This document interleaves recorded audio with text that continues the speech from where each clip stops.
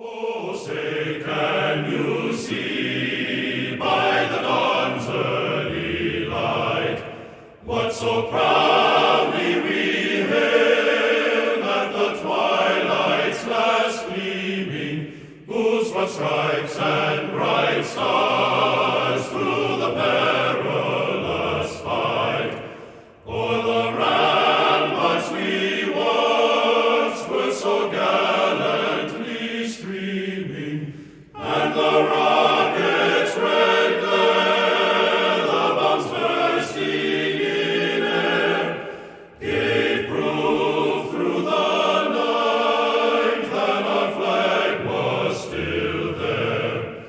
Oh, say, does that star-spangled banner yet wave o'er the land of the free and the home of the brave?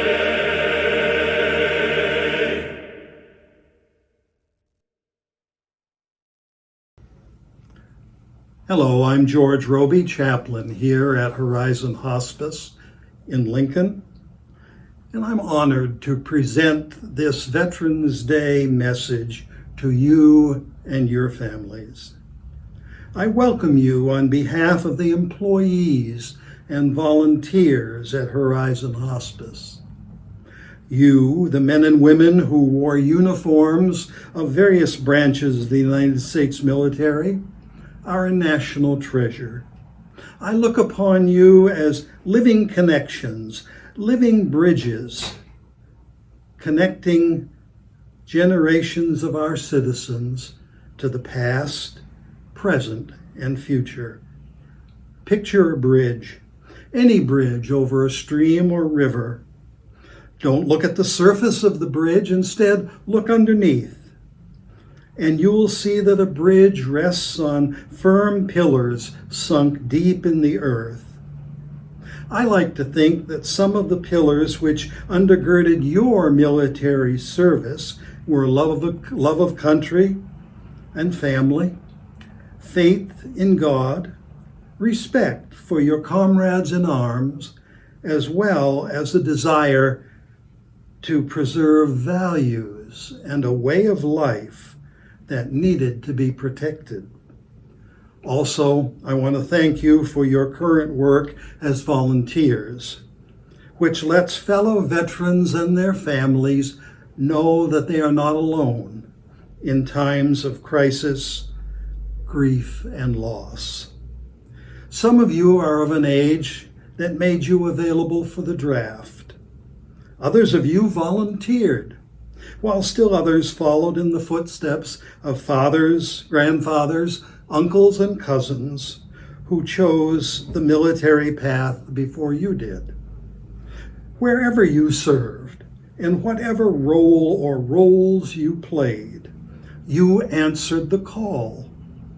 You put your life on the line for us. You put your boots on the ground and walked the walk. And for that, we are a grateful nation.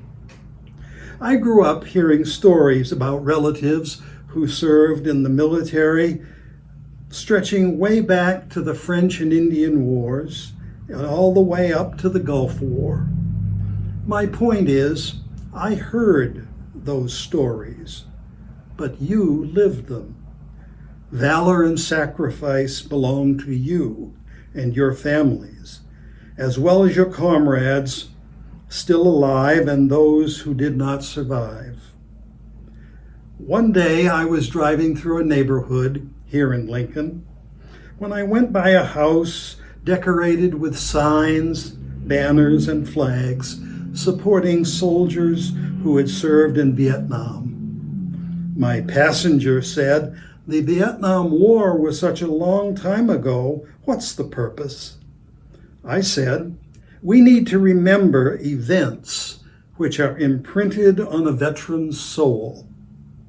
Whether the conflict was 10 years ago, 50 years ago, or 100 years ago, it's a way of honoring a veteran's service to his or her country. on August 23, 1967, a friend of mine, an Air Force captain who graduated with me in the same college class, buckled himself into a Tomcat jet fighter and took off from an air base in Thailand. He was heading for a bombing run near Hanoi, North Vietnam. He was never heard from again. Witnesses saw the plane get hit, but the wreckage was never found, and neither were his remains. That was 53 years ago, and he is still listed as MIA. I won't forget him. Neither will his former wife and 2 daughters, his extended family, and many, many friends. The man whose house is decorated here in Lincoln is saying to all of us, please remember. A woman named Glenda Ferguson sent a letter to the editor in the September 2020 issue of the AARP Bulletin. She wrote in reference to an earlier article which had appeared in the Bulletin. The following are her words. Many thanks for the article. I witnessed World War II history. My dad was a World War II Marine in the Pacific. He never talked very much about his time there. When he did, I, as a teenager, tuned him out. I wish I would have asked more questions. Thanks for telling the stories. I am listening. Many of us tuned out the stories you have to offer. Perhaps we did so out of immaturity or fear of hearing about the horror of war or loss of life. Maybe we didn't know how to respond to bad news and didn't realize that the stories of soldiers, sailors, airmen, and women also include some good news, maybe even some humor. Stories are central to the human condition. We engage with others through stories, and storytelling is a lot more than reciting facts and events. As human beings, we are automatically drawn to stories because we see ourselves reflected in them. We inevitably interpret the meaning in stories and understand ourselves better. So I invite you to accept a challenge. The challenge of telling your stories about your time in the service. We, the public, are listening ears, waiting to hear about your hopes, your fears, your yearnings, and your memories. I'll be the first to say, I don't know what you've been through or what you're going through. But the discipline of military life, its valor, camaraderie, bravery, sacrifice, and memories belong to you. They reside in your soul. And I would venture a guess that by telling your stories, you just might be opening the window of your soul and letting some fresh air in from the outside. No matter what branch of the service you served in war or peacetime, you have wisdom to share, lessons learned. And while the circumstances of your individual tour of duty are not the same as the person sitting next to you, you served with the knowledge that someone has your back. Hopefully, we, the public, can let you know that we have your back by listening and responding to what you have to tell us. Choose wisely what you will share and with whom. There are golfing buddies and card-playing pals who are willing to listen. There are doctors and nurses with whom you can talk, and clergy are available for counseling and to hear confessions. Old friends are available. Writing clubs are in existence. Vet support groups and counselors are available, as well as military reunions. Some stories are to be shared with a spouse or significant other, as well as children and extended family. I end this message with a reading called "We Will Remember Them," in honor of all your comrades who paid the ultimate price. In the rising of the sun and in its going down, we remember them.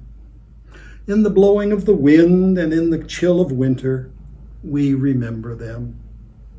In the opening of buds and the rebirth of spring, we remember them.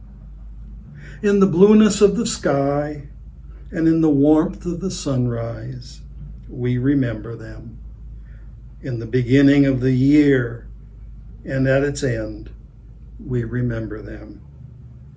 When we are weary and in need of strength, we remember them. When we have joys we yearn to share, we remember them. So long as we live, they too shall live, for they are now part of us as we remember them. God bless you, and thank you for listening.